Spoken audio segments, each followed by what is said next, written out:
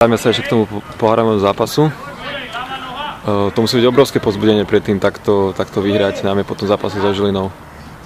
Tak je jasné, že je, ale v Žiline sme to nezvládli, tak hra nebola zlá, len sme dostali góly. No. Škoda, no. Na Trnavu sa chystáme, dúfam, že nám to vyjde.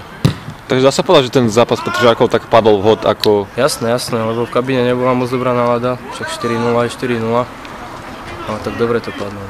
Chvála Bohu, sme na konci otočili zápas. Si nastúpil do druhom polčase, ako si videl tú 11-kovú situáciu?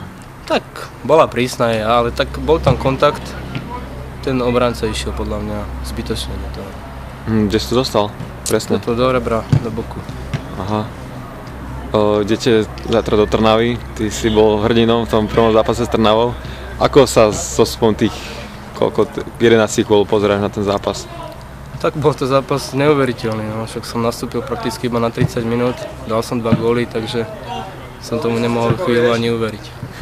Myslíš si, že teraz si Trnava si budú dávať pozor najmä, možno ak nastúpiš po tom, že aha, to je ten Žolík zo Zlatých Moraviec? Myslím si, že ani nie, nebudú sa nejako pripravovať na to. Trnava je silné mužstvo, tak podľa mňa nebudú dávať na to taký dôraz. Trnava teraz tiež vo šfungu, tiež obrovská psychická vpruha, v Senici vyrovnali prakticky v nastavenom čase, takže budú dosť nabudení.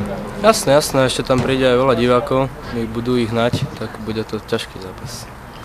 Vy on zase bude hrať ofenzívne ako vždy? Jasné, nebudeme meniť nič z našej hry. A aký je tvoj typ výsledku? 1-1 by som.